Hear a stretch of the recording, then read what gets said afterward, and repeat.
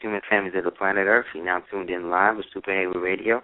I'm your host, Aseer the Duke of Tears, along with my co-host, the leader that episode 10,000 years or more, the Black Hawk, all of our noble supporters for over the years, putting in the work. Thank you guys for always, again, bringing it through and making sure that the platform is as stress-free as possible. Respect quality ancestors and lost any ancestors living on day within the past couple of months, days, minutes, hours. We definitely want to send you love and light and let them know that they are returning champions, you know what I mean? Going back to that ever-present glory that is the ever-coming conqueror, who we all know as the Lord of the Worlds, the Creator, in any of the facet or magical or mystical names you hold dear. Also, we want to give love and light again to our teacher, who the anniversary of her passing on November 29th. Her name was Empress, Dr. Professor Empress Nkweke Singo. She was the one who consecrated me the Duke and to me the Empress, and in that really laid out like everything that was to happen. And being that there's so very few of us that's blessed to meet you with living divine oracles in our physical existence, I definitely want to give thanks to the Creator for allowing me to know such a wonderful, dynamic woman or women in that manner. A lot of times we always talk about the brothers in the movement, you know what I mean, and the powerful male leaders. But again, man, if it wasn't for people like if it wasn't for people like Queen Pearl Moorally, you know what I'm saying, the Prophet would have had a lot more stress and may not have been taken as seriously as he was.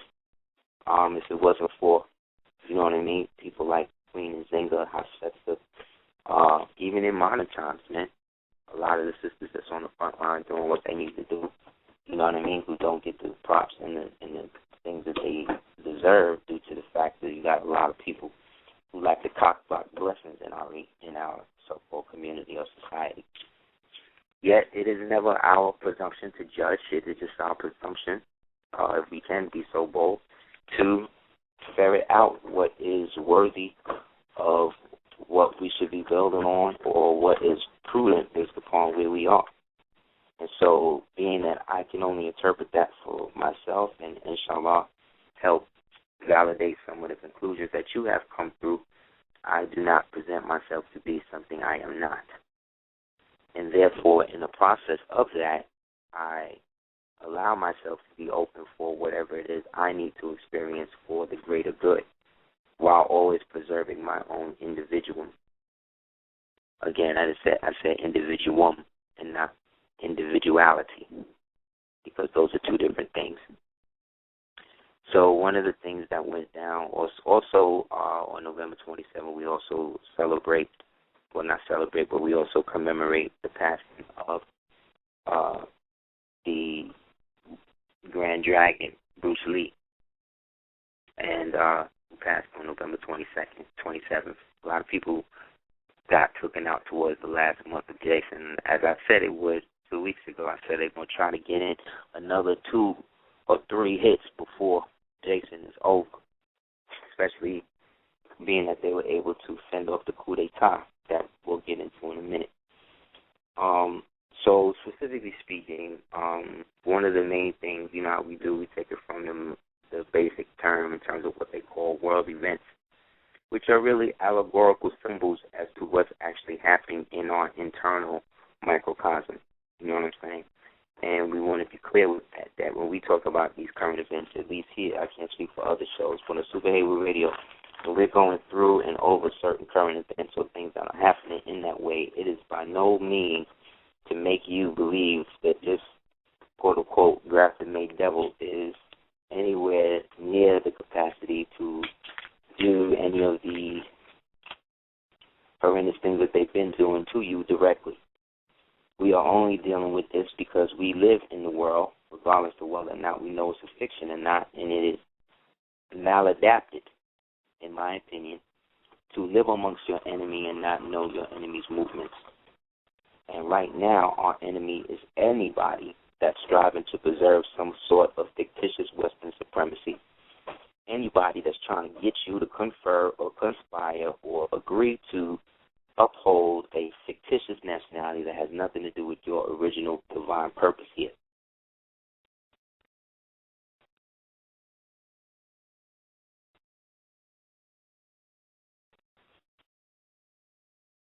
So we always wanted Super Heru, always want Super Heru Radio to be a platform for those who are really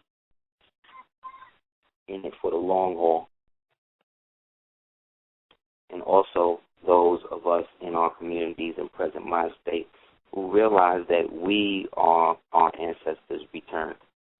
We have to stop waiting for people to come from Mars. We have to stop waiting for the mother plane to show up. We have to stop waiting for all black people to get down and finally unite. You have to unite with those original people that's trying to unite with you. And if they're not original people, you got to admit or you got to unite and unify with those who are striving to preserve their individual liberty as well.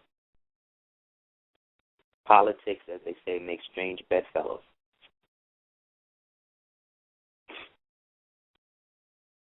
War produces allies. The enemy of my enemy is my friend. You see? These are all tactics and modes or maxims that are part of something referred to as the rules of engagement. And for those people who study war and study acquisition through hostile takeover, you would understand that all aspects of war are based upon some form of denationalization. All war, or I should say every war that is fought, the victors always denationalize the losers. That is what happens. That's what always happens, whether it's the white folk doing it to black folk doing it to white folk white folk doing it to Asian folk, black folk, white folk, Asian folk doing it to Hispanic folk, brown folk, it don't matter. Whether it's black people doing it to black people, it don't matter. If you fight in the war and you conquer the enemy, you do not allow the enemy to maintain his position of superiority, meaning you do not allow the enemy to maintain their nationality because their nationality is a threat. And given time that those nationals, how can it be nice? Hold on, let me do it. Okay, let me do it. What's up? It's saying it has 90 seconds. No, it's 1 hour and 12 seconds. It's 1 hour and 11. I hear you. On your phone, it's saying that? That's what it just said. Okay. I think you can ignore it. Okay. Okay. So, like I said, essentially, I'm going to just wait for 50 seconds to see if it cuts it off. And now it's what? You see? Yes, I do. And I made sure that I did it when I was in. Yeah, there's no key. Oh, down to the arrow right there. 1 point. Okay. I think we saved it.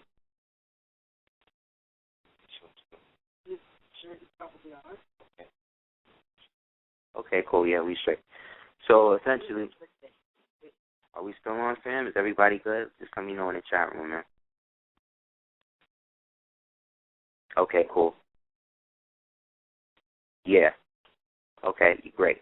So essentially, what I was saying was, it winds up boiling down to denationalizing your people. But when we say denationalization, what are we talking about? When we say that our nationality is, or that we're Moors, we're basically saying that we come from a basic super nationality. You know what I mean? Yet this nationality is not represented by a nation in the planet right now. Even the so-called Moroccan government or Moroccan state, as we'll know it, was imposed after the Shah. So after the deposition of the last true emperor over there, El Glawi Pasha, the Black Panther, we get the puppet princes put up in there. the same way they did with the Shah in Iran. You know, that's why they basically over there now. So if you notice, you have Israel, or what they call the state or nation state of Israel, over there doing a thing. And instead of bombing Iran, it seemed like don't you know this? Isn't it funny that everybody hates Iran? Everybody wants to bomb Iran, but nobody's bombing them directly. They basically fucking with Syria. They basically messing with Sudan. Like, if you go into a war with Iran, why would you bomb Sudan? You know, what is the tactical reason for this, and what historical precedence does that bear on why everything is all screwed up the way it is now? Well, a lot of these, again, you got to remember, every war that you see being fought right now is fought based on denationalization. That denationalization within that war is what creates the predicated notion that the United Nations has a reason or a status to function. So based on that, they don't have a real mandate for any true response of anything on a truly national basis, just due to the fact that they don't have a specific mode of correcting any mistake that is put out there by the nations that are not under their jurisdiction. The only nations that tend to fall under UN jurisdiction specifically are those nations that are somewhat defunct, meaning those nations that are somewhat in debt to IMF. Now, we know this because the United Nations is not the original designation of that thing. Originally, it was called the League of Nations. And the League of Nations, we know, was torpedoed, meaning it was unsanctioned or shot down as a means to unify old Europe under the IMF and them people back then.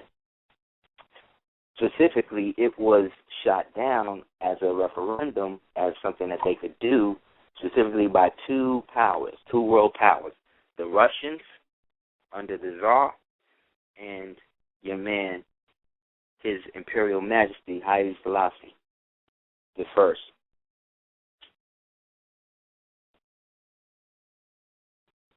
Between them two, they had so much juice that they was able to stop the initial Jews from setting it up.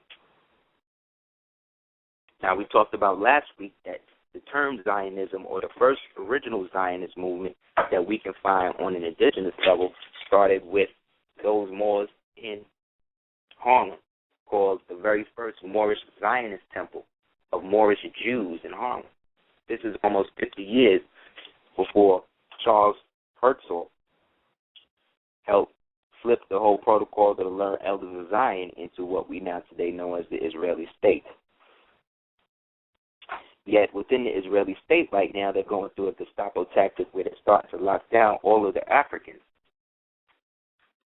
Right now, as we speak, not only are they bombing Gaza, not only are they bombing Sudan, but they're also arresting and putting, quote-unquote, Africans that exist in Israel right now, putting them in camps, stealing their businesses, and seizing all the assets. If they're doing that to the Africans, then that means that the Falashas is next. Because the Falashas was actually just brought there to give them some sort of genetic justification to be in the land in the first place. Because people don't know that was part of the accord for them to be recognized. That's why people like Nasser said when y'all left, y'all was Hebrews. When you came back now, you came back pale European with no genetic connection to the patriarch. So what your Ashkenazim, Khazarian persons want you to believe is that even though they have no genetic connection to any of the stuff that they believe and pray, that they're more directly linked to it than you are. Yet they couldn't even come up with the Zionist movement themselves. And specifically, If it wasn't for the Moors, there would be no. So this don't mean that Moors are Zionists in the present perception of it, just like it's not to say that just because the Moors of the old republic were Republicans or were for the republic, that they are the type of Republicans that you see today. Or even the original black Republicans that even was doing the stuff that they was doing was even anything like the so-called black Republicans you see today. They're not. What you're seeing is a form of bait and switch. According to the Political Status Classified Truth, a one freehold by inheritance document, I'm on your room.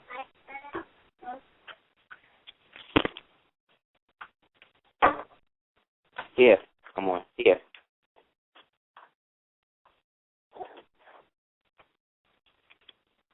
So what happens is when you look at that document and you go through it, what you'll kind of notice is something that I pieced in a minute too, which was the fact that most of the countries that were under the old Moorish dominion happen to be the same countries that the United States is in right now.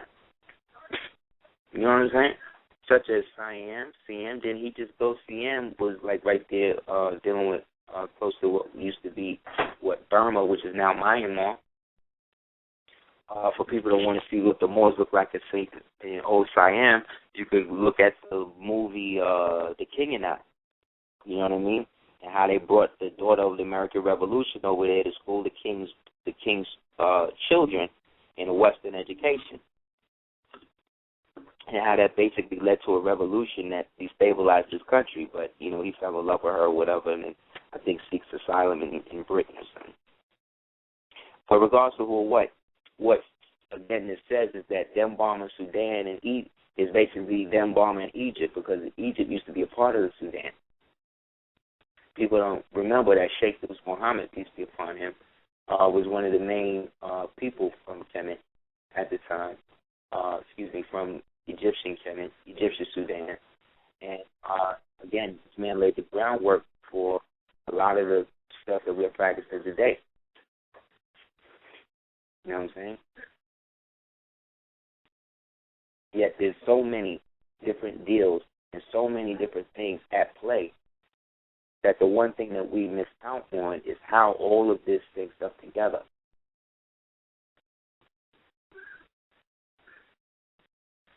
People don't know certain other people that were instrumental and work with the Prophet, like I said, to make these things happen, you know? And the fact that when we talk about these great black men these great original Asiatic black men who came and did the work that they did it in tandem, meaning that they did a baton thing where each one was working contemporary, and then some of them even acted like they wasn't cool because there was two factions at play, really. Because, there's only been two really world empires in that. And of those two orders, again, we split them down the middle. Everything Eastern can be basically put under Islam. Everything basically that came after that, we consider Western and put that under the order of Christ, even though Christ began in the East. But due to the fact that the sun sets in the West, in the land of Nod, or in the land of the Node, which is where we are, there was a whole different way that we was doing business over here. But our business was not corporate. Our brothers, specifically of the Albion strain, dealt with all of that. Yet, that was still based upon how they were raised. So even still, they forced everybody into that jurisdiction. Almost by proxy. Because people think that when they say the French colonized this place, that it was literally always French people doing it. Sometimes, just like the United States would do, they were outsourced to a different nation, like Spain. Maybe the bulk of the British soldiers they had was British, but maybe the navigators they hired to take them to these Moorish dominions were Spanish, and it would make sense because they were the closest to it in terms of the old maps based upon the fall of Andalus. Therefore, all of these lands that was over here, they want to act like were under the jurisdiction of Moors over there, but when you look for evidence of that in terms of giant, let's say, Islamic-styled or Muslim specifically styled artificers and builders and stuff, you don't see that. What you see is remnants of old Moorish architecture mixed with old cathedral-esque architecture that was, again, prepared and brought up by other members that came over here and became indigenous, groups like the Albigensians or the Huguenots or the Hessians or the what are the other one in particular I was thinking about. But these are the Cathars. The Cathars wore light blue, just like light blue is the color symbolic of the bays from places like Senegal. You see them in light blue with the big mabulas and all that. Those are bays. And when they fell under the heavy prosecution of the capital system led by the Society of Jesus, Ignatius Loyola and them, a lot of them came over here. And a lot of them fought against, with some of the indigenous nations over here and worked with them. Yet, this aspect of the history is again buried because they want you to believe that the first people came over here was Columbus, or before him maybe the Vikings. But there was evidence that a guy named Prince Mureg, who we talked about on the show before, Moorish Prince, who was the brother of Prince Maddox, who was both brothers of a guy named Uther, who allegedly is the original Uther or Arthur Pendragon of life, came over here too. In the region they now call the Cumberland Gap. But again, a lot of this again is the what they call Americana. You know what I mean? The true culture of America that has been replaced with what they call pop culture. So I say, okay, well, yeah, you know who the Prophet and which Ali is and Bey is, but have you ever heard of Emir Abdul Karim El? You know, one of the great forefathers within this that's unsung that people don't talk about. One, because he was phenotypically what you would say darker than Moroccan, but he was a sheik who fought against the Spanish and the French during World War I,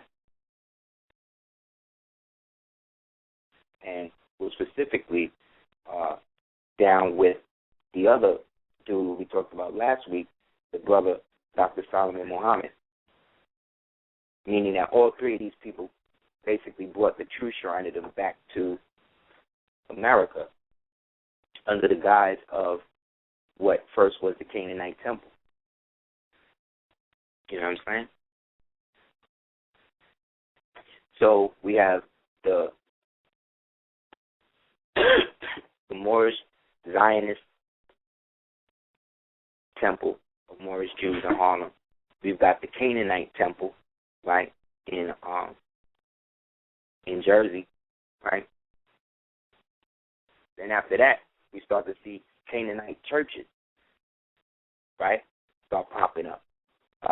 Some of them founded by Moors who started, after the movement started being infiltrated and stuff like that, started to basically adopt other ways to teach Moorish science through that, justification being that Jesus was one of the patriarchs of prophets that was laid forth in the Moorish Circle 7 Quran, thereby them Moors not being necessarily tied down to any one religion, being that we know we're the founders of it all, we're able to then perpetuate Moorish song, or what I would call soft Moorish science, in the guise of Christianity, just like the Seventh-day Adventists. Just like I said, Brigham Young with the Mormons said that he received the doctrine from Moorally. Moorally, again, is a angelic name, and we know all the angels are elves. Therefore, we also know then that from the elves came is the Elohim, right? or Elohim, or Elohim, or Elohim, right? So in the process, what we get then is Brigham Young using Moorally as a code to guide the science of the morals that he is learning to become more of a man, you see? And then it takes the tenets that work for him and then put it in Joseph Smith, put it in the parts that work for him, and then boom, you know what I mean? Brigham Young comes and then takes it to the next level, right? And they put their own spin on it, just like they all do. When we talk about Helena Blavatsky, we're talking about the person who's the nursemaid to Hitler. We're talking about the woman who based upon her affiliation or the establishment of the Theosophic Society, or what will become the Theosophic Society, studied at the feet and learned the ways of what they call the ascended masters, or the Mahatmas, right? The Mahatmas, the Mohammedans, see? The Moors, i.e. in the form of another mystic name, like Moorally. This one is Moria, right? Meaning light, or the true light, or blessing from the light of God. Moria being a code for Pascal Beverly Randolph, the founder of Western occultism, secret teacher, or one of the few black men that I think was trying to actually redeem people like Lincoln and these people who had been bred as moon children, or who have been bred as fifth columns inside of our quote-unquote genetic structure to move us again back further into the experiment by finding the unity of ourselves through the disunity. Order to chaos, chaos to order. This is the way of the ascended masters. That's why most of them go through all of the schools of thought and then wind up right back to the religion they started with, because that's the path of the alchemist in order to turn the base of metal of lead into gold. But let us so dense it repels X-rays. Therefore, lead then represents a dull pineal gland, a rough ashlar. The smooth ashlar is the cornerstone, is symbolic of the cornerstone, which is what the builder first rejected, meaning the first knowledge that you came into was actually the basis that set you off into everything else. You wouldn't know what a pagan was if you wasn't born that way. And we're all born in that fashion. If you're born under an earthly religion, because there is no religion where there is God. But yet, religion is the closest thing non-human 14th Amendment citizens could relate to something as depthful as spirituality, which is why they cannot make any law to determine the true and living one. Which is why they had to, or we put in play things for them to respect that.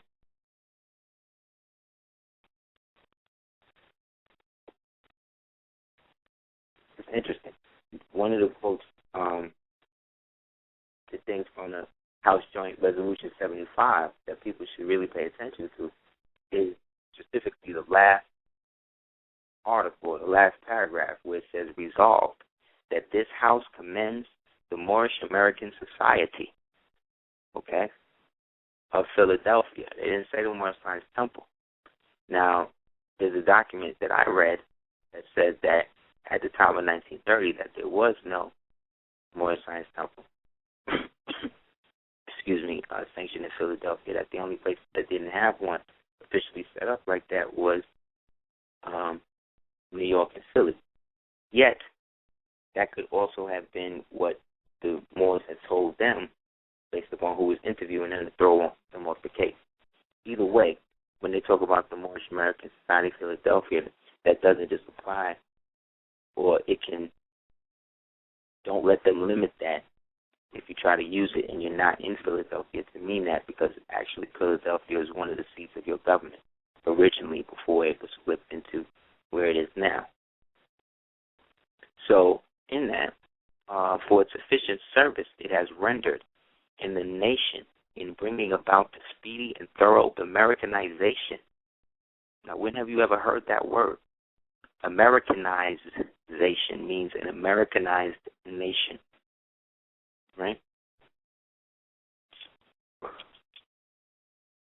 Of these former Moors, capital M, meaning the 14th Amendment citizens who have transferred utility or transferred ownership to the Union States, Society of the Iron Cross, and that in accordance with the full right of religious, independence, right, guaranteed every citizen, capital lowercase c, we recognize also the right of these people, us, to use the name affixes El, Ali, or Bey, or any other prefix or suffix to which they have heretofore been accustomed to use, meaning in the present, or which they may hereafter acquire the right to use, the future, posterity, us.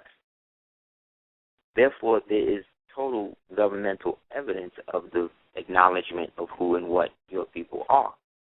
So if that's the case, how is everybody now all of a sudden being listed when they try to represent the Moors in certain ways, are listed somehow as terrorists or domestic terrorists or potential domestic terrorists? This is because a lot of Moors started to employ the specific UCC doctrine and pursue compensation as their remedy, as opposed to unified nationalization, which then created a every man for yourself mentality that was shunned by the temples in regard, who weren't dealing with none of that, which they had the right not to do so. Yet, if there's Masons in there, then that's a problem, because the prophet said that he was here to take the sword off the faith, meaning those who were him or of him did not have it. So what we have is a system where somehow the original Shrinerdom that was perfected by himself, El-Amir, and Dr. Solomon was somehow switched and infiltrated, and these people, or the people who came in after them, adopted it and moved it in a different direction. That was not necessarily about nationality or nation building. It was more about preserving the status quo based upon the obligation of the debt and the oath. Yet, who brought before them, or before him, who brought that to Europe? That was Angelo Solomon. Again, Angelo Solomon. So does this mean that Dr. Solomon Muhammad was his son or his heir? There's definitely some sort of relationship. But this was the Moor who basically founded the Moorish Rite, or who the Moorish Rite is founded after, or supposed to be founded after, who brought that to Habsburgs and them in the Hanseatic League, based upon the ancient agreements that we had prior to 1776. Things didn't start going bad between us and our cousins and them from across the water until like the mid-1600s into the 1700s. That's when they started going crazy. Because a new classification or new people was coming into existence, these people that we are calling Indians, who are really Caucasian people, and Asian people who escaped slavery from the colonies and stuff, and then mixed with those black people, and then lived the woodland culture, or what we call a Moorish forest culture. If you get the DVD we did called Understanding the Druidic Science, Understanding Moorish Forest Culture, we get into the different gods who set up the system that they deal with, and what they call the ancient orders of Hibernians in Iberia, and what they call Ireland and all that today. The dragon that got chased out. These more. Anyway, with all of that being said, after the change-up, there was two. So if we look at these things just as coup d'etats, we're looking at esoteric coup d'etat that took place in the terms of all of the conscious, melanated black movement that was producing this heavy culture during this time that white people what people who call white, meaning the robber barons and them, start coming up and creating this whole new appearance of us being niggas and stuff like that. By focusing on the descendants specifically of those original people who had been brought over as prisoners of war, let's say African prisoners of war, and then given the Negro doctrine, as opposed to those Moors who were already here as merchant seamen or whatever else, who were living in tandem with them but were not under that so-called slave obligation. The same way you walk around today and see somebody under the mental spell of what society says they are, knowing that you know that they are something different, even if they don't. So what we're talking about are esoteric orders that are created to glorify the ritualistic degradation and killing of the archetype of what they believe God is, the black man and the black woman, and then feasting on the resurrection that comes from that defeat by getting them to basically destroy themselves, thereby them proving to themselves that they are then not God and are susceptible to the same equality that they fought so hard to get in the 60s, which was really to further denationalize them based upon the freehold and inherited classified nationality over the dominions that were now being transferred over, in which the United States would now try to start to take over.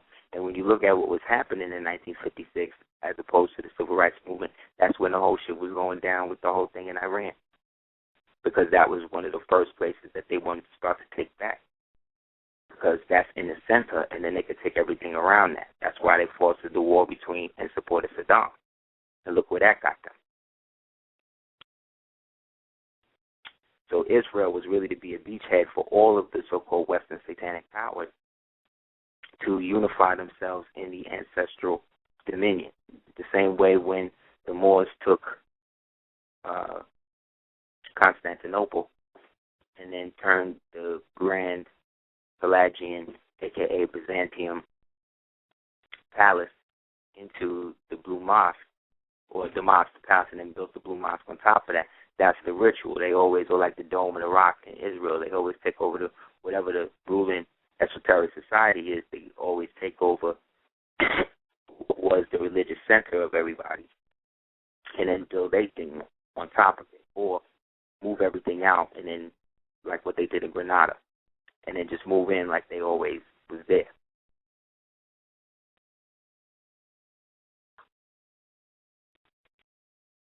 So we're talking about the gradual decline of empire due to forced slavery, and the creation of unlike people. You know what I'm saying?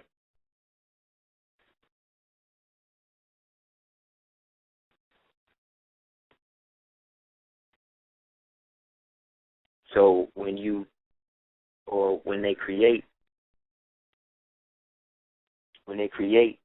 all of these factions now, all of these things are split up along esoteric lines. So you have ancient gods working through these beings that we call people and governments as a means to clarify what is going to exist in the post-pineal calcification world.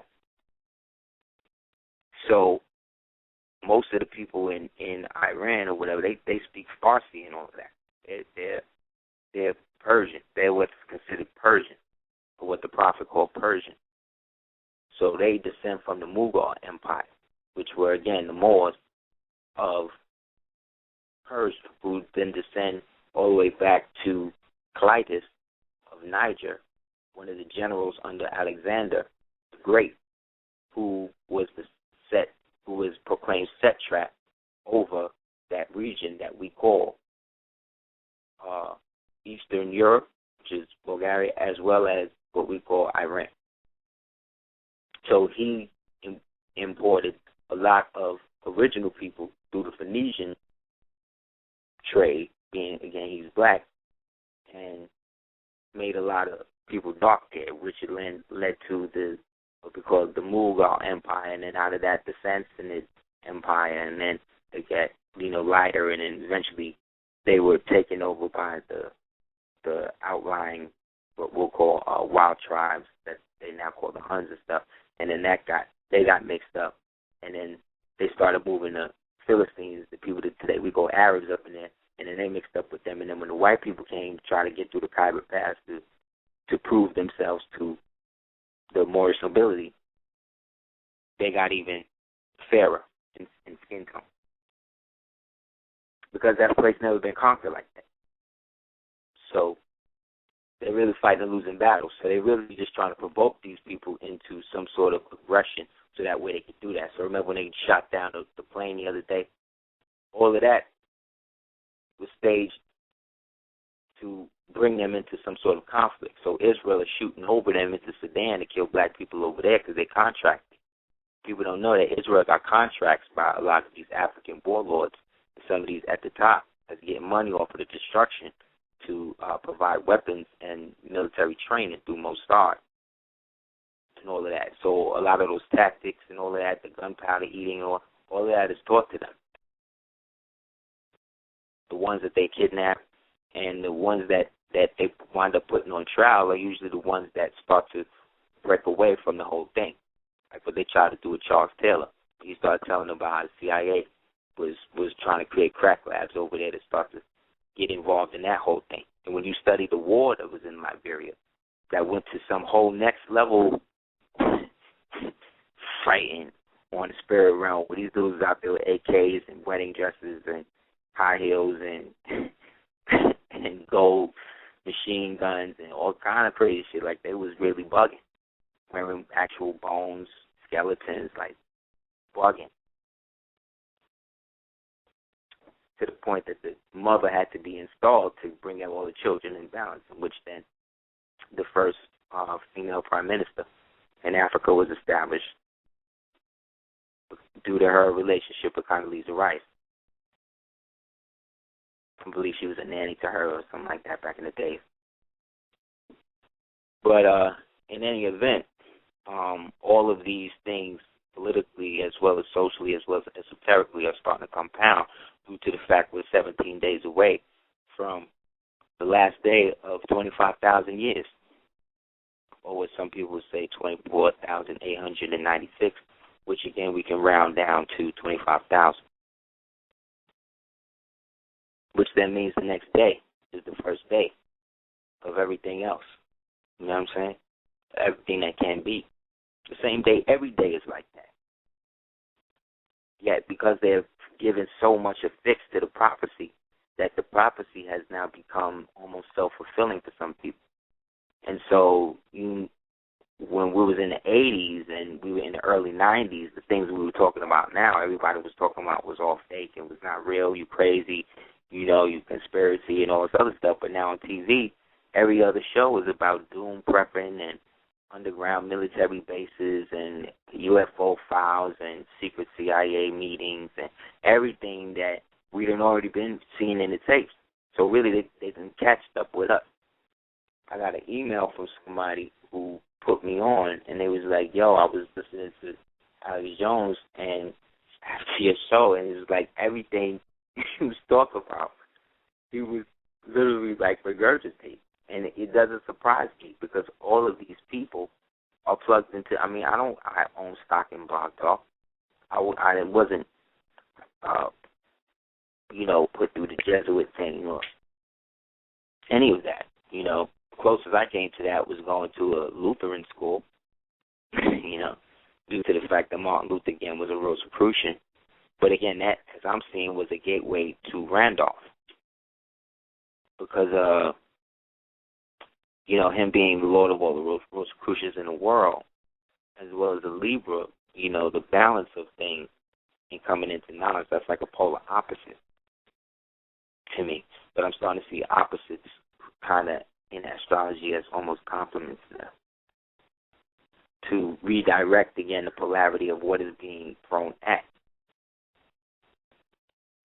So the feathers that we wore in our war bonnets over here was reflective of the different realities and dominions that we had relations in. You understand? It was a representation of our family. And in war, it was seen as a representation of the ancestor. When you wore the one that went down to your feet. Whereas over in Kemet, it was the red crown or the white, you know what I mean? Or the B crown.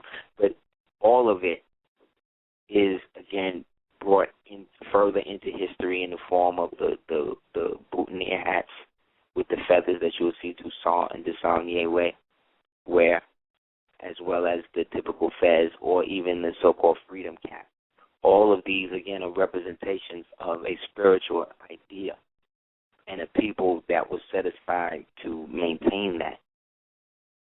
And not everybody is down with the true manifestation of that in the flesh, because that would mean to them the deterioration of the distraction so much that you're just focused on that. Yet that is the ideal society, a society where you can really do exactly what you want. That's freedom. Yet freedom, as interpreted in the last 250 years, has been about acquisition of birthright, first and foremost. And so the legal standing is sometimes more important than the jurisdiction. When Hamlet is looking at the skull, he's looking into a crystal ball. He's looking at a representation of what's called an ethos, which is something that is passed down in a grand way that is undefinable yet easily understood by the person who it is being bestowed on. This is a physical representation of someone being knighted. But if you notice in the Masonic thing, the woman is holding the sword and the man is wearing the skirt, which is the kilt, being knighted, which is with the phallus, again, by the woman. She is consecrating him a woman. You understand? Someone who is there to just sire, meaning someone who is there to provide seed, not someone who is, let's say, a lord. When the Pope came to crown Napoleon said, "Give me the crown, hand me the crown, and I will put it on my own head." You see what I'm saying? As opposed to you putting it on my head, because if you put it on my head, then that means the crown lies in Rome. He wanted the crown to lie in Corsica. But to do that, he had to wrestle power from the empire of Haiti over here under the dominion of Toussaint, his Masonic brother. There's no, let's say, records of them being in the same lodge, but if you see them, they're dressed in the same petticoat and the same color. So we're talking about two types of Moors going at each other, one light-skinned, one dark-skinned. Because Napoleon was a Corsican, he was not French, which means he was born somewhere else and then groomed and then taken into a place to become the leader. The same way they flipped the Ayatollah Khomeini in Iran. They take you out, and then they flip you, and then they bring you back in. And then you flip the agenda. You start to see, before the whole Khomeini thing, the original star, this dude nationalized all the oil. He nationalized all the gold. He nationalized all of it back to the people. So United States and Britain, MI6, CIA, they cut off. All of their assets is given up. They don't have no way back in. Ian Fleming had just retired, a.k.a. James Bond. So now this nigga's away writing novels and stuff about what's going on, trying to get his money. He ain't trying to get back involved in that. So all of this becomes a crescendo of, again, useless secrets that have nothing to do with getting the world back in order. The whole purpose of splintering all of these things is to create as much chaos as possible. So they flip you again and then bring you back in, and then, boom, you start to flip the agenda. And if you don't, they create a unilateral decision against you in the UN or NATO, and then you ratify it by the Congress or not, and then go and attack you. Lock you down, break your country up in two, or create a universal tribunal, wink, wink, where everybody's recognized, wink, wink, and then everybody gets to vote on what's going on. None of that to get peace. You get peace talks. So in 2013, look for them to talk about a lot about Megiddo and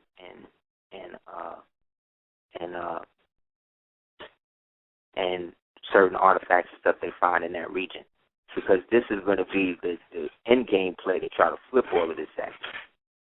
You know what I'm saying? They got to be able to unify themselves with the fictitious culture and what they perceive the literal interpretation of the prophecy is to do so. So when the Mayans, the Moors, say that this is the end, you understand, the end of time, they're saying that this is the end of the time that we understand as time in the procession of equinox, in the procession of time. The 144,000 times it takes Saturn to get within a specific sphere of influence.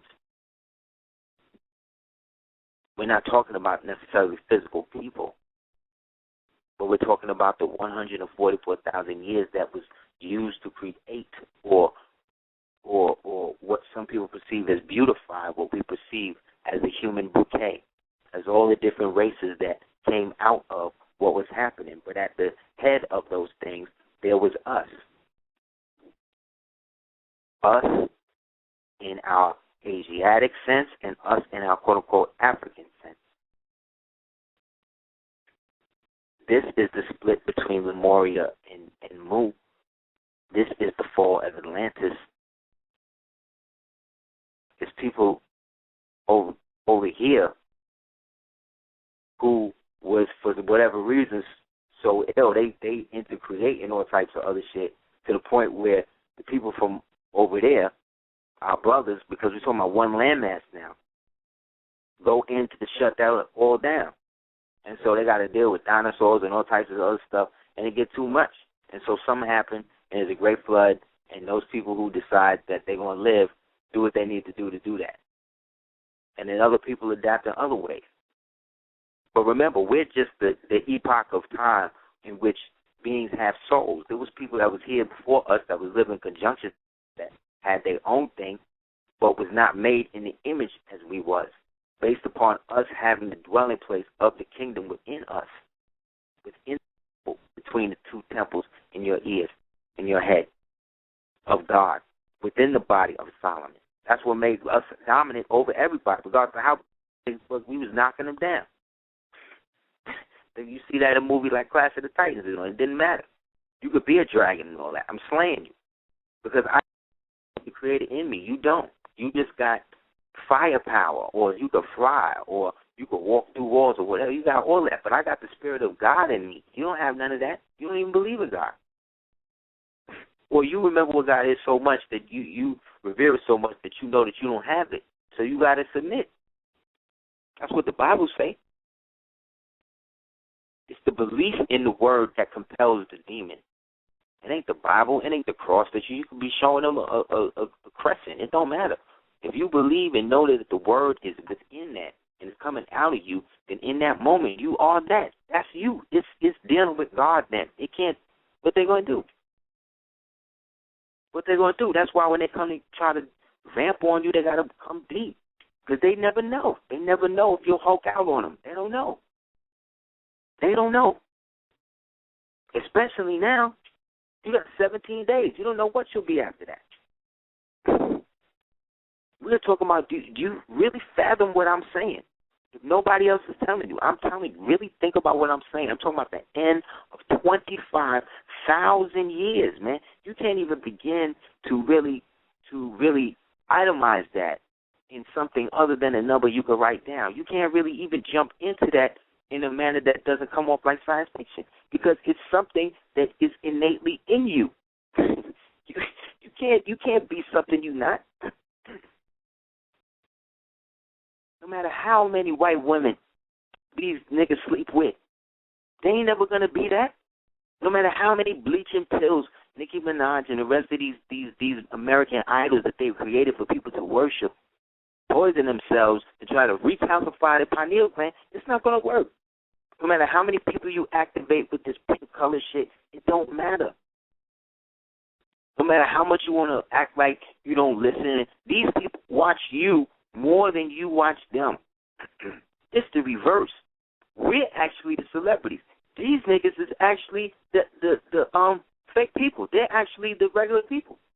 They're the people that don't have no life. Their life is based upon what you give them. So we are talking about ideas. We're not talking about human beings. We're not talking about men, flesh and blood, living souls. You got people worshiping people. You got people creating altars in which they are having sex on to produce some sort of fictitious magical power that they can use to put off a good lecture. This is the type of shit that's really going on. What type of gathering are we going to have to deal with that? When you watch the Batman shit, when you watch Batman 3, what made Bane dope was that he said we're gonna let these people kill themselves. Then we just gonna kill everybody.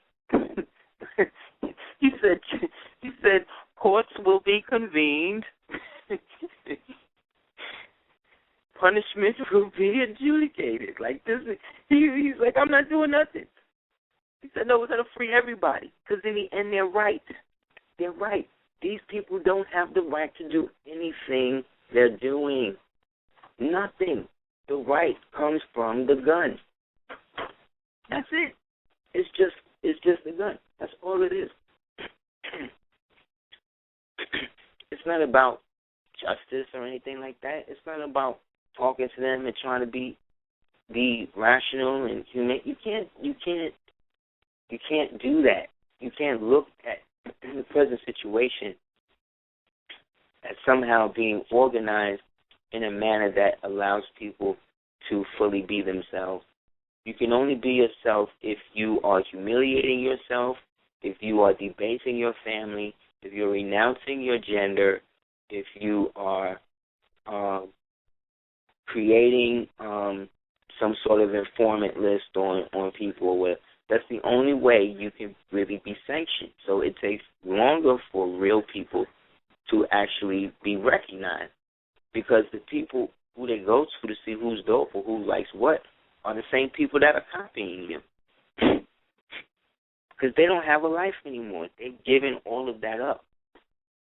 So the things they create, they either throw themselves into it, like all they do is create.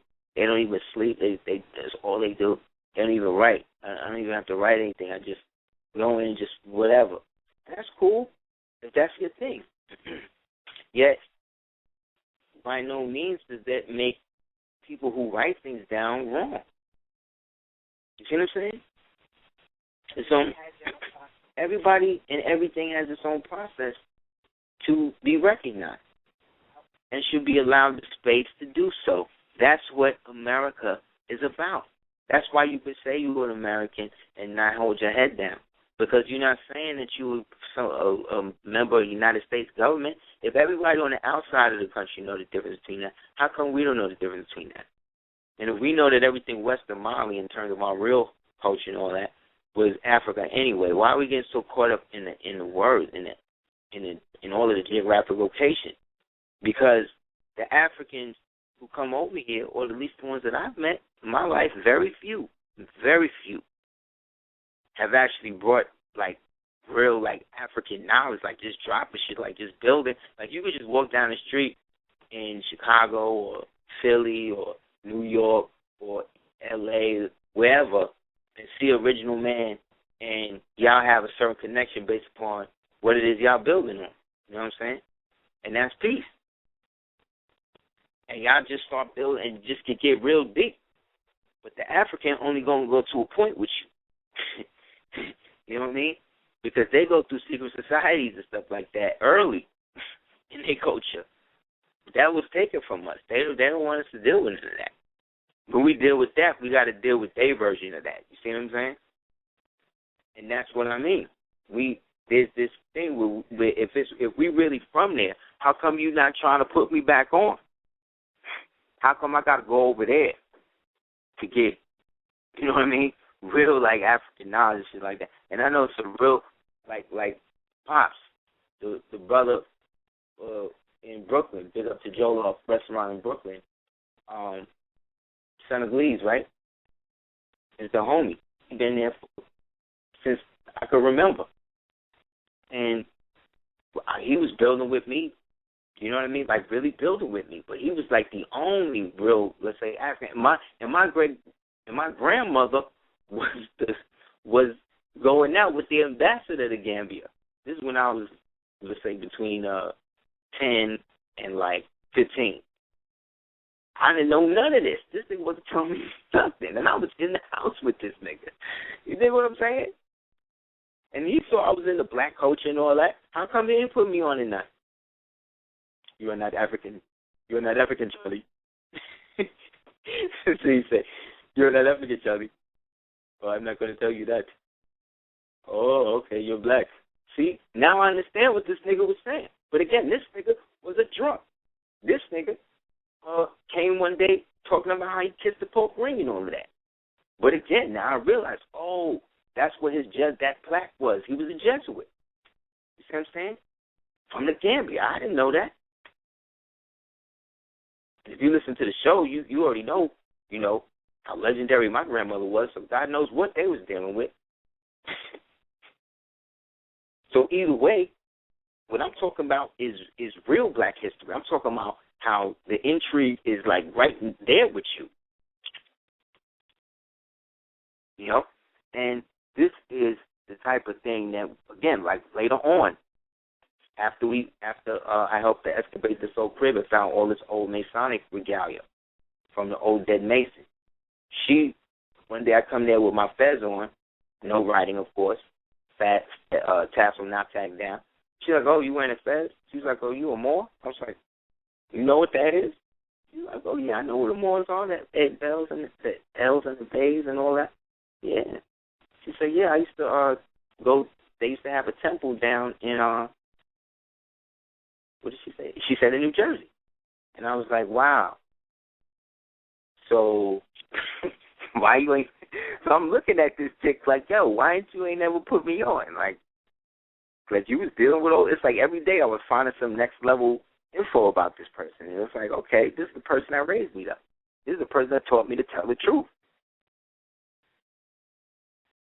So again, this is the training that you get. I'm using myself as an example to show you the training that you go through when you're starting to really get close to you understanding what you're here to do. It's people beset that's in your genetic line that have come from the other side that don't want to see you manifest what you're supposed to do, that based upon what our job was over here. This is where Set came to be resurrected.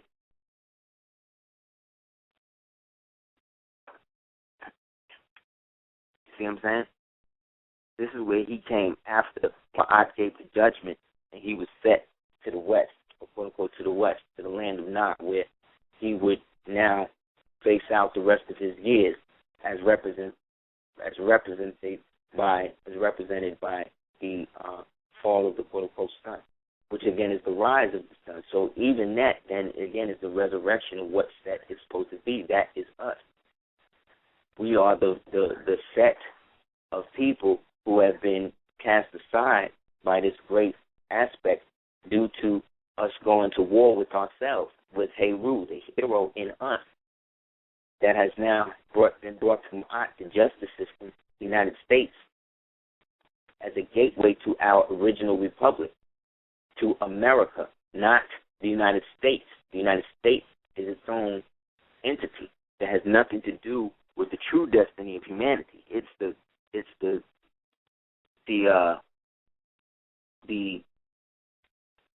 gas station on the highway of life. You know what I'm saying? But then you don't live there, but people wind up getting caught up and don't leave. You know what I mean?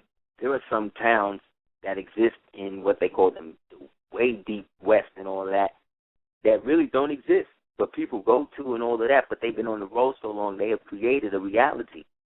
People don't think that shit is real. This shit is realer than you think, man. You are living think about it. You are living in a reality that someone created for you to understand. And every movie and everything that you've been watching has been meant to tell you that this shit is not real.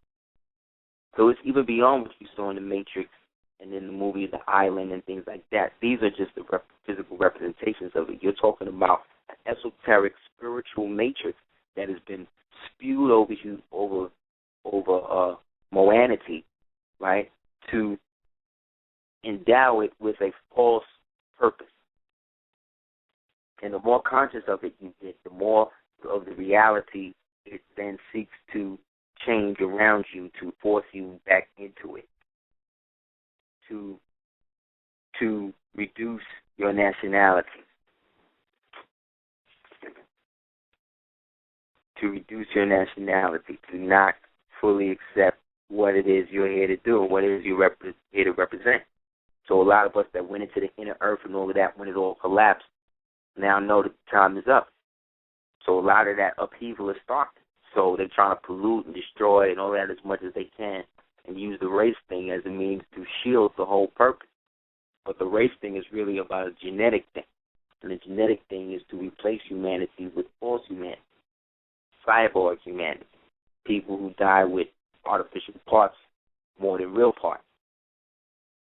There's been a progression. If you read some of the toxicology reports or what they call death reports or whatever of quote-unquote citizens on what they call a deterioration rate, they have, like, from, let's say, the 1930s to now, it's been like a steady increase of artificial parts again. Now, artificers have always been a part of humanity. People lose a toe or a hand or whatever, put a wooden leg or whatever. But we're talking about physical things to represent that.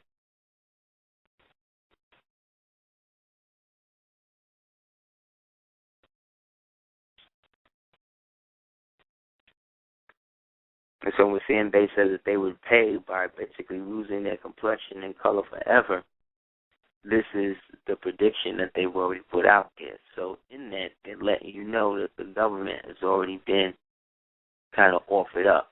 So what has happened is the fictitious government has come into play over the so-called real government, United States Republic, to foster its agenda of its debt to the foreign bankers going all the way back to prior to, I would say, going back to 1811. But even before that, if you want to say 1776 school, but I would really say 1811, due to, by the Civil War of 1812, so many of us over here were splintered on the whole slavery issue, that from that point on, it started to really get hairy in terms of how we was dealing with each other. It was pretty much a done deal from that point. So now that we're basically coming into that existence, a lot of us have choices to make in terms of how to rectify any old situations that we have entered into prior to this time. And there's nothing wrong with admitting that maybe that wasn't the right decision. So much so that it's been put out there. Now, given that this happened, this was the North Carolina police warned to put their personal property into someone else's name. In North Carolina, police departments all over the state have been warning their officers to put their personal property, houses, land, cars, and other assets into someone else's name because they may now be subject to lawsuits from the people of North Carolina. The warning was issued in response to a recent ruling that upheld that local police departments in North Carolina are classified as private entities and not connected to the state of North Carolina, which means the only power in that state is the sheriff and the state trooper. The Judicial Review Judge Paul C. Ridgway, Wake County General Court Office, Superior Court Division, upheld the lower court ruling that most public officials, agencies are private entities. Judge Ridgway upheld earlier on 1/17/11 ruling of the lower court Judge Randall May in Class versus North Carolina, case number 10 DOT 7047, now known as 11 CVC 1559. See how they already tried to hide it? Now known as 11 CVS 1559. The police officers will now also have to fund their own surety bonds, which means you could bankrupt these people if they try to arrest you. North Carolina, if they arrest you, you could bankrupt them. Judge Ridgway's September 15, 2011 ruling creates a conflict in the public's perception of the basic government legitimacy because of Judge Howard E. Manning, Jr., who recused himself in August 2011, see, he knew, declared in Mr. Class's 4/21/11 case hearing that the defendants were not private entities or private contractors, but were public officials. Are the judges confused? Are these government agencies are not officials, what they're portraying this to their constituents? Are they immune because they're private? Do we actually have government agencies and elect public officials, or do we deal with private entities? Is this a public being frauded? So many questions, so many conflicts. So again, one ruling says one thing, one ruling says the other thing. Therefore, both rulings are moot. You understand? Both rulings don't exist because they don't. You have either way. You can't break a law to enforce a law. You can't tell me that this is true, but then I can bring this and this is true. And this is the problem with the law system as they've created it. This is also why every 25,000 years, Elijah Muhammad, peace be upon him, and W.D. Farr, peace be upon him, put forth that we renew our history every 25,000 years. Because to keep records for 25,000 years, you have to understand it's a long time. And after a while, you have so many records that you don't have enough space anymore to really legitimize what it is you're holding them for. And so you got to put them in a reliquary. And that becomes the situation of the United States. They can't really create a reliquary without us because essentially we are it.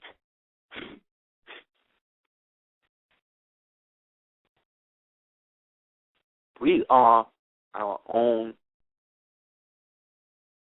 people, which then means then we are our own race. But when I say we, I mean those of us that ID and identify ourselves with what we perceive our true nationality to be. Because all of it is being lumped together now. And all of it is then information that has to be acquiesced as to who you are in an instant. And we are still in a conversation phase with these people. And in a conversation with these people doesn't create what is supposed to be happening. If the conversation is not re-evolution, which is revolution, re-emergence, reacquisition, then none of it is really about, remembrance and reunification. Then in the end, it's not really about anything. Because we're not just talking about us as a people. We're talking about us with our idea and spirit, body, or soul connected to God. We're talking about reunifying with that. And if you believe that God is something created by one of these sick pederasts who have created a fictitious form of masonry for you to believe that that degree manifests as something real in the spirit realm, then you're fooled. They got you. they got you. Now, I'm not saying that people shouldn't do that, because some people feel that their soul has to go through the act of initiation, but you must understand that initiation is also an initiation on an act of denial, because you are denying your own spiritual light to get into that. Unless it's something that's based upon your original principles, then you should be able to go into it with eyes open. Name one thing in life, other than maybe a sexual encounter, that you go into blindfolded, that you will voluntarily go into blindfolded. Like if you wake up one day and I say, okay, you're going to wear this blindfold and go outside and walk the street all day.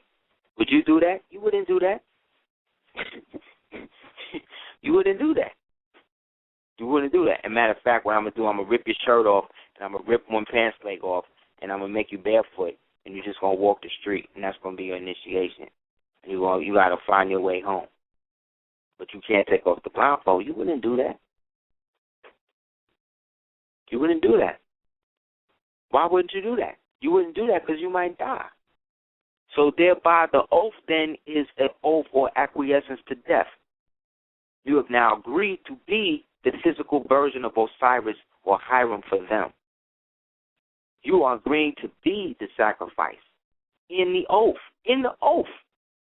You get into the door, you giving it up. And you don't even know. They don't even know. They may not even know at the time. It may just come from the top down. And the worshipful master may just urge somebody to go into this party or go to this certain place. And just be an urgent, not even no real shit. And this person might have dead or some other shit. Look at this brother with the Kansas City Chiefs. Now, off the bat, as soon as I seen Kansas City Chiefs, I seen Knights of Columbus. Off the rip. KCC. You know what I'm saying? So, but again, he's also the chief. The chief represents, again, the American Indian. The American Indian is a nigger or a nagar or more. Therefore, the killing of him on the last day of Jason, again, is to usher into the new millennium, into the new time. That they still want to bring this whole assassination of the black man. And the idea that he is so unstable that he thought he took Mr. Steal Your Girl video so literal that this man went and shot himself and then drove to the hospital or drove to the thing and shot himself in the thing. What is going on in the NBA? Because some other dude in the Browns just shot himself in the head too in the locker room or whatever. So what does this mean? What is with all the sacrifices of black males and women killing themselves and their children? What's up with that? Where is the national referendum against police brutality? We've seen over 20 black killings of unarmed black people by police, black police and white police, in the past week and a half. Do the research. Look it up. Within the past week and a half. They're trying to get this shit in. They're trying to get as many in before that end of the 25,000 years as possible. This is the rev-up time. This is really the end of what they perceive as it all.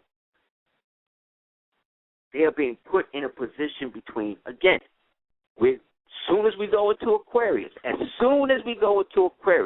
you have a white boy who goes to school with a crossbow and shoots his father in the face with the crossbow. The father wrestles the boy to the ground. The father dies. The boy runs out, allegedly, shoots the mother somehow, goes home and some shit, shoots the mother, then runs in the car and then shoots himself. And there's no connection, there's no relationship to these two events, and then so event, or these 4 events, or these 5 events, or these 10 events. These things have no bearing on what is actually happening. And what if his friends around him? What if his family around him? You are talking about the sacrifice of not only Hiram, but now Hiram, Aset, and Asar in the form of the child. All at once. But at the same time, you have Harpapot standing on the head of the crocodile. So you still have the evidence of the fact that we have survived and we've already won over these bastards. And none of this shit that these black devils is doing or these white devils is doing is actually working. All it's doing is forestalling the obvious. However, the more you understand the complex nature of the game, the more you can fortify yourself against it by not participating in it and creating your own lane to do things.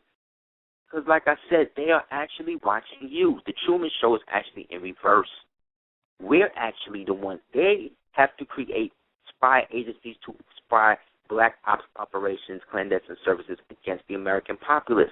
That was not done on American soil until after 1956, after the Bay of Pigs, after they knew that they couldn't actually hold on to what they perceived as the mandate anymore. You got to remember, they was given a certain amount of time to give up the seat. Remember, there was a guy named Noble Jew Ali, and Noble Jew Ali came, and he was a part of a convention, and that convention came to a consensus that the aliens had to be excommunicated. They had a certain amount of time to fully get their people out of not only mainland North America, but the entire Western Hemisphere, due to their countries. And when I say their country, I'm not talking about England or Europe, England or Spain specifically, or Germany, whatever. I'm talking about all of them really together, and all of them in the compact of what they refer to as white slavery, excuse me, or what they perceive as white civilization. You know what I'm saying? You got to remember, it was the convention regarding the status of aliens in the respective territories of the contracting parties, them, adopted by the Sixth International Congress on American States, not the United States, of the American states, meaning North America, Central America, South America. All of them being states because the word state is also synonymous with the word prince. Signed at Havana. You see why they hate Cuba? This is part of it, because this is where this original document was held, and the Moors, after a while, had to move it. This is what they was after, the same way they created the whole smoker screen about the Boston Tea Party. Now they're coming out talking about, oh, it really wasn't about the tea, it was really about what they was looking for in terms of the secret charter. It's the same thing they was doing in Cuba. Only difference is the Soviets was there trying to make deals with them down with it, because they was part of the draconian aspect of the Moorish Republic that took over Abraham Petrovich Hannibal's jurisdiction in the old Russian Republic, and his Abashi guard, and he basically ran Russia for the Tsar. And Rasputin and them was put in there to help destabilize his whole thing. But essentially, everything he set up, the Bolsheviks and all of that, was based on the guards and all that he set up, and they eventually took that over. And then that's when they had to resort then to his son to set up the language. But essentially, over here, on February 20th, again, 1928, this is when the whole thing was done. Guess when they was given, guess what date they were given to all be out? Did you take a guess?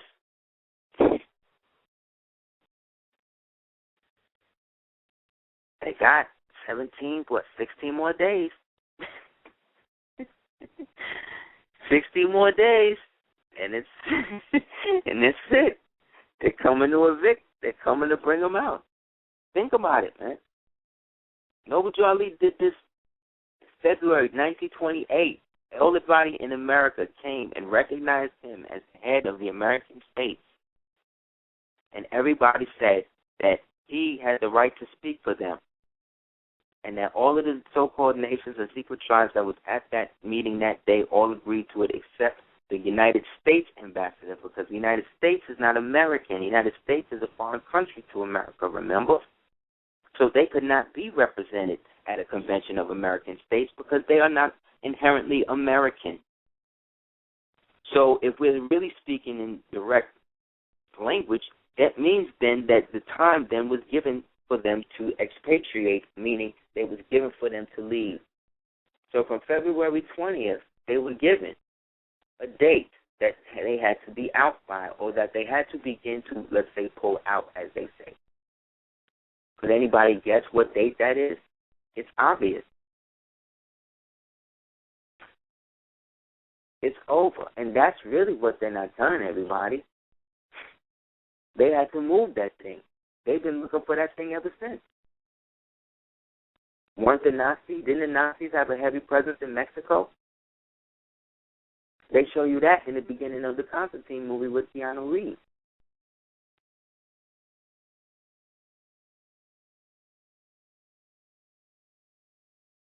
Well, whether you have quote unquote papers and all of that stuff, this place is still going to go on. You got to understand, this thing was going on before them. Remember, you was born into this, which means this thing was going on before you even got here, which means it's going to keep going on. They can't just collapse this thing at once. You understand what I'm saying? They can't do it. It is the end for them, meaning that it's the end. The landlord has given them the eviction notice. This is the last day that they can stay.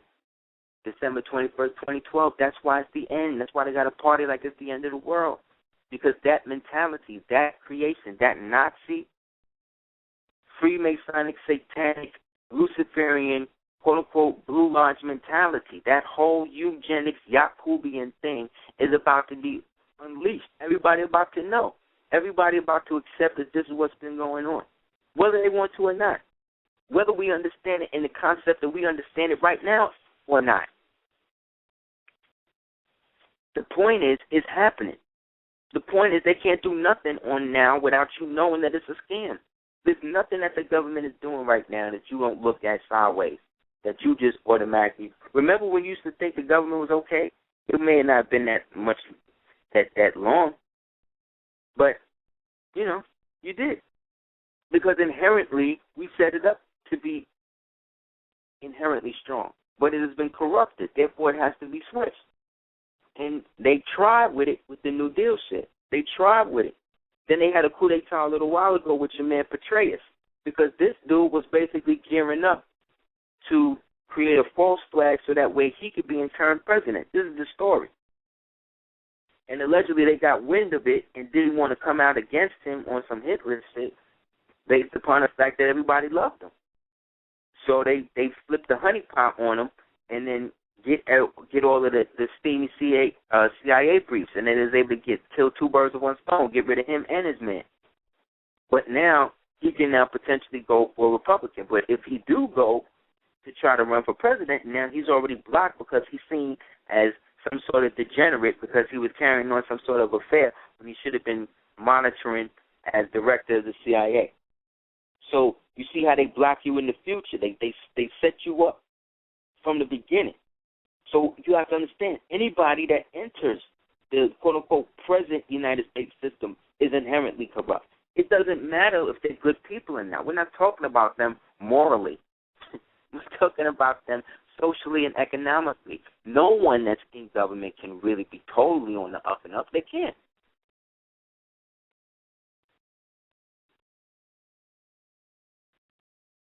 First of all, to get in, you got to have 25 racks. Just to get in. Right now, if I had 35 racks, I could go to somebody and literally get in the so-called industry. But it shouldn't have to be like that. Because we're just as talented as everybody else. But we're not trying to stop nobody from getting money. That's the whole funny shit. Yet, like I said, it takes longer. And then sometimes I hear it, I'm like, wow. It almost sounds like a mantra, like a justification, like you got to tell yourself that. But it's like true, you do. You do got to tell yourself that. It's bigger than me. It's also what I represent. It's what we're here to do. Those of us that are really a part of this original Moanity that exists, that people know is of the original or constant understanding. Even if you got blood from somebody from Norway, or you got blood from somebody from whatever. If you got blood from somebody over here, it doesn't matter. That's still autochthon. It don't matter. This full blood, mixed blood, whatever. If you a so-called original black person, you got everybody. That's just how it is. But they want you to believe this everybody comes from a Caucasian man owning you and raping you and forcing you to have his baby. This is what they want you to believe that you come from. That's why your skin is light. Thereby, that means subconsciously that the person who raped me is in control. Therefore, if I identify with the rapist, I'm in control. You understand? It's a way of dealing with the mechanism of the rape. But we're talking about this on a national level. We're talking about this on a spiritual level now. Yet the shackles of this is about to come off, if not off already. So we should be rejoicing. This devil was going to have people run through the dead bodies in the street. This is how insane the people's mayor is. This is how insane their police department is. And so they want to create a little photo op where they get this cop to give this homeless person shoes. So, yeah, they give this one dude shoes and then they lock up the 10, 15 people that day that's right next to him. How is that helping the problem? That's a photo op, man. Just people still missing in that. Queens is still a demilitarized zone. They're trying to throw black people backwards, don't you see? Every time we're supposed to get to a certain level, this is what happens spiritually. This is what happened during the time of Katrina. That's why they're relating to it. But who's getting the money? Seaside Heights, right? Montauk, right? Right? Just like Haiti, right? So I'm supposed to feel great about Ben Stiller and Bill Clinton and Nellie Wood and all of the rest of these great Hollywood people that's going to Haiti and helping all of the Haitian kids, right? I'm supposed to do that? That's how I'm supposed to feel? How come I don't hear about any of these black people doing that? Well, really, Haiti is the closest thing to Africans that's close to us because they are remnants of an empire. That's why they hated and trotted on like that. Yet they've been broken. The ones that's adopted the Roman Catholic aspect of it, at least. Where a lot of them don't even know that they was an empire, that they had a navy. They want you to believe the French had all of that.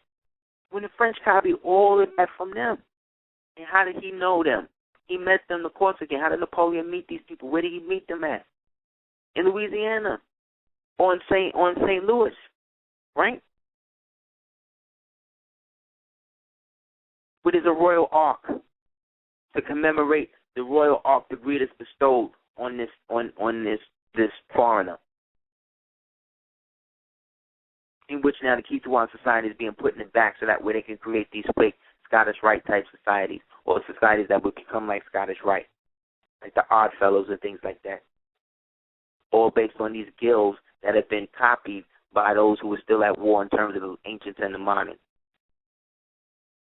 Because we're talking about before the Revolutionary Wars and thereby before the agreement at Wilhelmsbad in 1782 that most Masons will never tell you about or don't even know about. They don't even know, and it's in the books.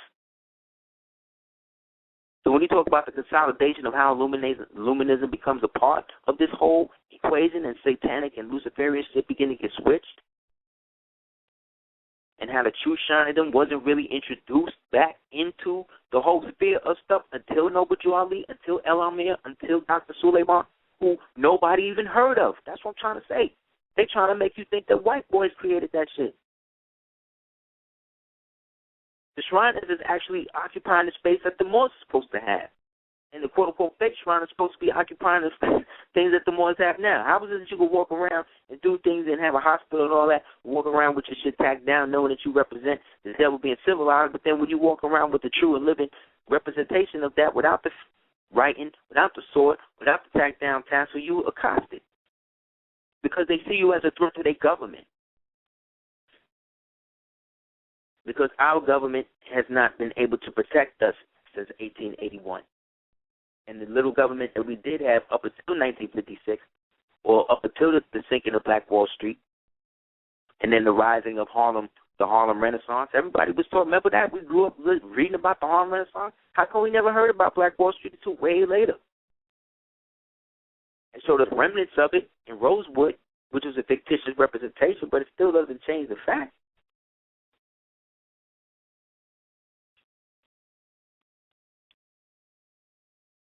So true Moorish history is that is living and that is actualized in the deeds and actions of the people that's living the history, that's actually passing it down orally. That was supposed to be said to be done since 1930. This is not to negate anybody that's writing any books or writing anything down. Again, I'm not trying to be personally direct to anyone in particular. I'm talking to everybody in general, including myself, because essentially this is what we are mandated to do, whether we like each other or not. I have to like you to get stuff done, but I got to at least be on a level to be able to trust that you're not going to betray me at the outset.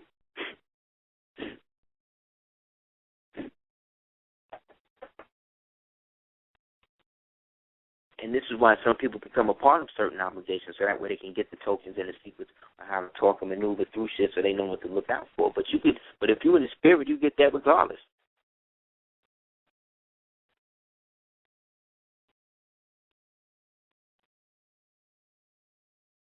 That's what that whole what is that? With the Breaking Dawn and all of that, and the warring factions and the Cullens, which is the Cullings, the thinning, the great thinning, right?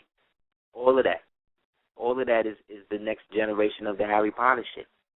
But that whole Harry Potter shit was based on a black woman's novel, just like Octavia Butler. I forget the name of it. Just like The Matrix. They always find a black woman to get these stories from, because they know they're getting it from Tuareg, real, deep essence of where this is all coming from, of what we're going back to in this position between Sagittarius and Scorpio, which again is ushered in by this white boy shooting his father in the face with an arrow. That's a Scorpion. That's a heavy emotional act. You understand? On the first? I think it's on the first or the second this happened. Then go kill the mother, kill himself. Come on, man. This is not the so-called America you was even living in the 80s. It was like this, but most of this was shielded from you. Now the veils are coming off. The veils of ISIS is out. That's why this chick behind a tattoo set on her chest like that. She's using, whether she realizes it or not, being used as a vessel to show this representation that the wings of ISIS are now lowered. The veil is now lowered. So you see the wings pointing down. You understand? They're using these people. These people are portals. These people are not human beings, essentially. It don't mean that they're nice and all of that or whatever, but to the end, you always got to look at those satanically possessed a little sideways, because you never know, man. You never know. Got to be careful. You know what I'm saying? So you have this coup d'etat that takes place with Petraeus that gets foiled, in which they betray, they slander him, make him look like a degenerate, make him look incompetent. So now if he try to run for president later, he's already smeared. They could now delve into all of the files on that.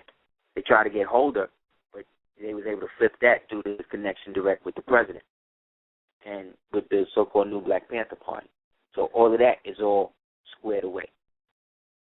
Not saying that they worked directly together, but saying that this whole thing that happened with the Black Panther Party really created this whole enmity between these two factions, mainly the FBI and the CPP.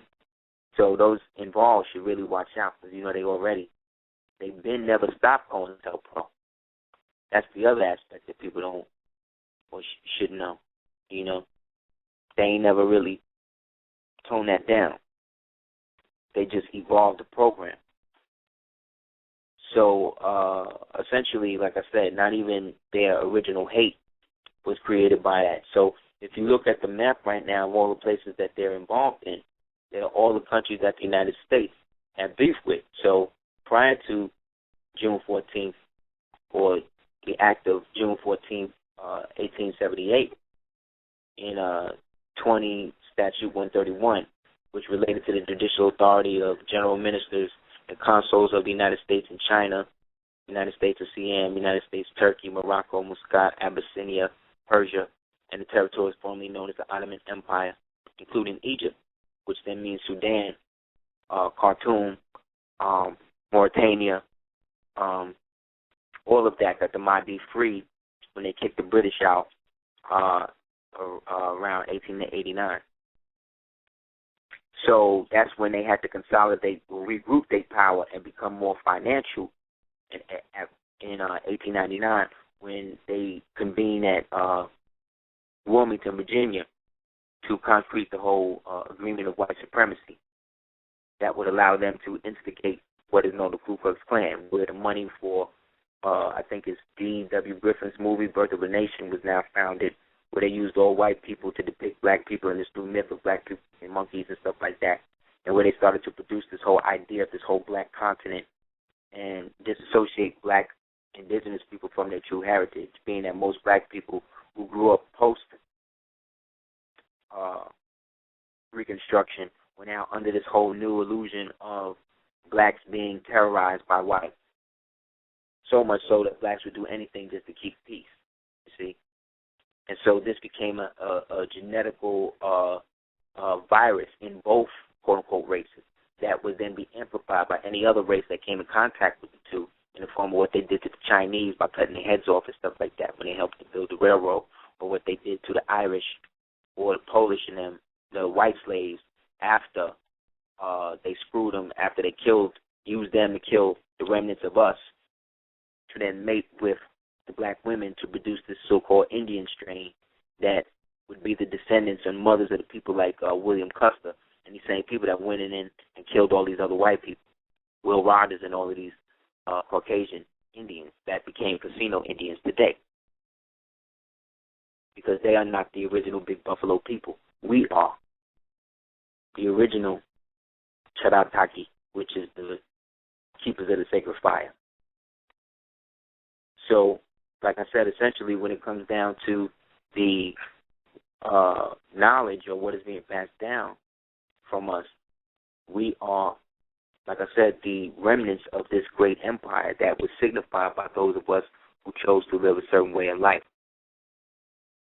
And that that acceptance of that way of life changes your DNA to a certain degree, changes the literal configuration of your brain to start to accumulate and access more knowledge that is reflective of this new identity. You understand what I'm saying?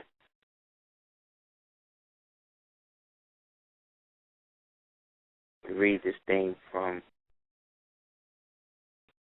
the FBI report. And again, this don't mean that that this is Bible, but it does mean that it's significant in terms of what the cracker did, because one thing he do is keep immaculate records. Essentially, he said that further informs the writer that the photo of the color of the... Oh, no, not that.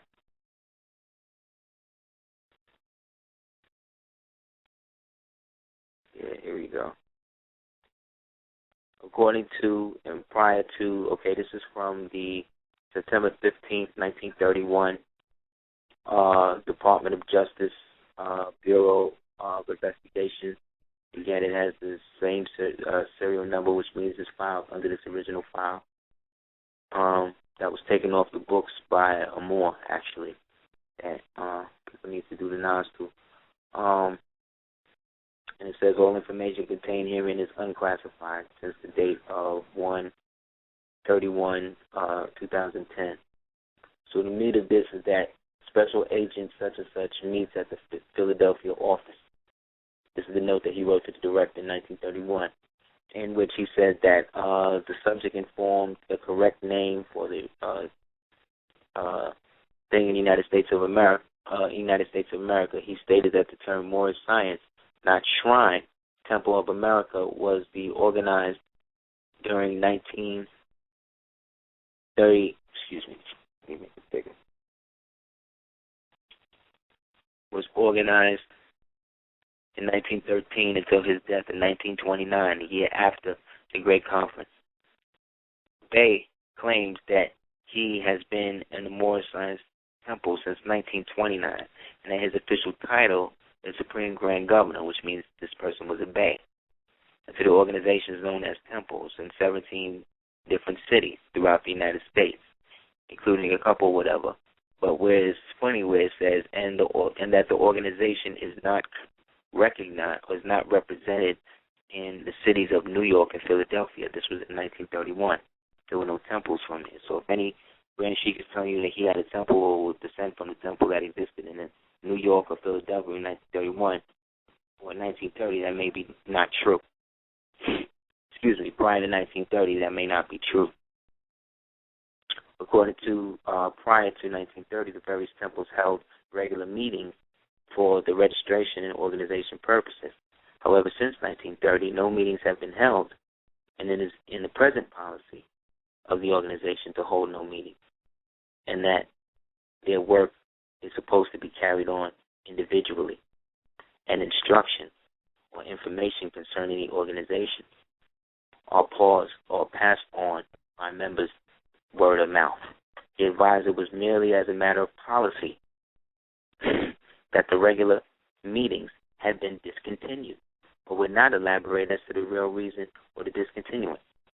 I would say, based on my research, that it was due to all of the infiltration that was going on at the time and all the different organizations that was trying to get in and get some sort of charter from the original government that had already received the original charter, and the time continuum of when this cracker had to finally get up out of here. And so the year after it was given to the guard, they try to return him, you know. So to add on, which is interesting, is where it says that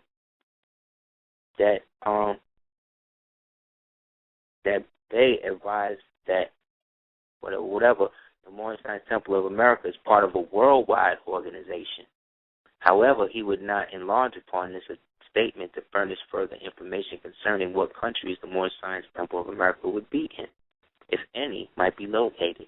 He advised that the headquarters of the American organization were located in Chicago, Illinois, at 3503 Indiana Avenue. This is heavy, man. You know what I mean? And he said, well, the original purpose of the organization is to recover the birthright of the Moors, which was taken from them in 1779, and he could not explain by whom, and to enable them again to govern their own country of Morocco and be known as Moors. He denied that it is a religious, political, or fraternal organization, and could not explain further just the type of order that the Moorish Science Temple of America was supposed to be. He stated that he is not a Negro, but a descendant of the Moors. Agent so-and-so, is blacked out, advises that Bey has all the characteristics and appearance of a full-blooded Negro. You see how they do? So again, man, how am I wrong for going over what this document is saying? This is for everybody to read. This ain't me trying to impugn temples or come out and say that somebody is negative or these niggas. What I'm saying is decide, man. Find out for yourself what's going on, what these people is pumping, who's who, because you don't really know. Because according to this, none of us are supposed to be in them things. But I would go so far as to say it's any so-called religious order at this point we ain't supposed to be in. And anybody with eyes could see why I would say that. Because I don't have no God in my heart or no hate in my heart for nobody. What I know is that since I've been doing this, I don't have the problems with authority and all that I used to have coming up. Because now, in understanding why it's like that, I'm automatically creating a vorastic field that's projecting against that. That's repelling that from me even experiencing that.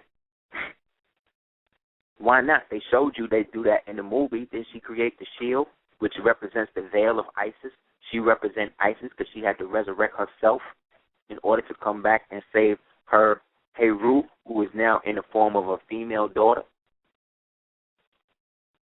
This is in Twilight. All while Anubis is the protector, who is the guard dog, who is the werewolf, who is Yaqub, Jacob, right? And the Valtori, which is the Dirty Moors, and the Freemasonic Scottish Rites and Counter Order of the Trapezoid Crackers, as well as the international so-called brethren of 2,139 people. Of that, at the top is the 7, and of that, the top is the 9. Above the 9 is the 7, and then the 7 serve the 1. This is the type of shit these niggas is really dealing with, that these devils, these crackers and people is really worshiping each other. The anus. This is what these people are into, man. It's sick, and it has nothing to do with real Moorish science. But you got Moors dabbling and dibbling into this stuff, and not realizing this is what got them Moors caught up in Grenada in the first place. Trying to use the white woman as a portal for some of this shit. And look what it got them. It got them kicked out. Because it says, CMB said, when you abuse your youth, just because this law do not apply to you, it don't mean that you would not be punished by the same divine law. Because a crime is a crime regardless. If these Moors is only thinking about who sound better, who heavier, who more of a heavyweight, who more of a better fighter, like what does any of this have to do with anything? What does any of it have to do with anything that's going to help any of us, whether he's the devil or not? Whether or not we're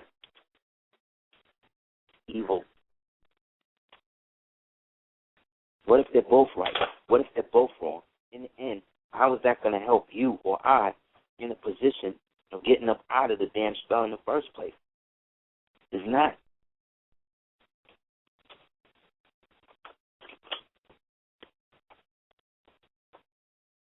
That's why I'm not just talking about the problems. I'm talking about the solution by telling you what it is and how best I'm understanding it. It happens to be correct right now.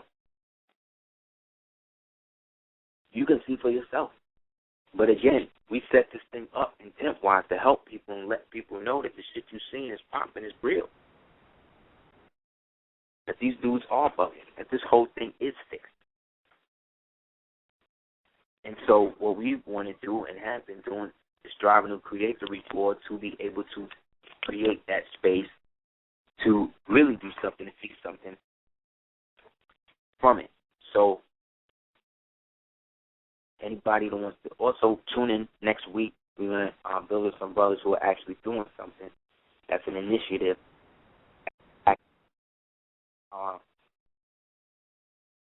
In a manner that can really be good for specifically black mothers, especially conscious ones. So we're going to get into that next week, as well as anybody interested in our class this week, Wednesday night from 9 to 11 online. Please holler at us at houseofel@hotmail.com. Anybody who would like to donate towards morally correct mediums, as well as the work we're doing here, you could do so through PayPal at dukeoftears@gmail.com. That's DUKEOFTIERS @gmail.com. That's dukeoftears@gmail.com.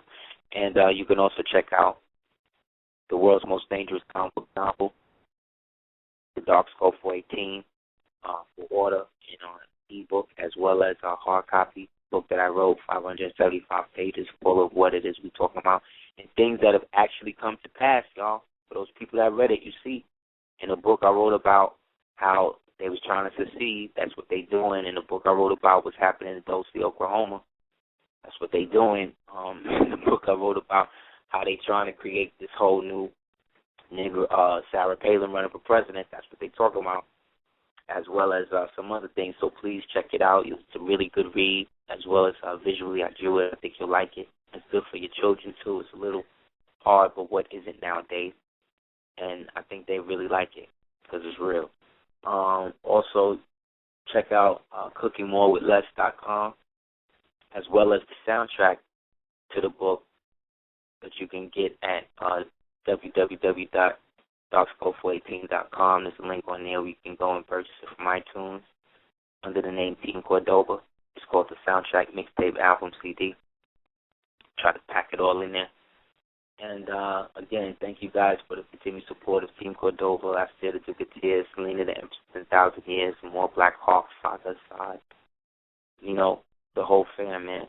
And we striving to get more out by 2013.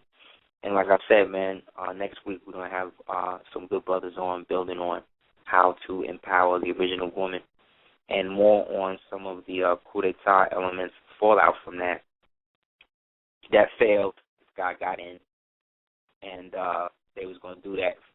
I even heard it went as far as that they was talking about getting rid of Romney so this dude could run in his place, and that they torpedoed that with the whole sex scandal. So that's a whole other story. But in that, like I said, power to the people. Really understand what this awakening is. When we talk about understanding in any event, we're talking about the awakening of that within yourself. So feel good that we made it this far, and we created and bring it this far to just leave us here. So with that, love and light, and I hope you enjoyed tonight. Again, thank you for any donations or anything like that. You want to holler at me, please do at houseofel@hotmail.com.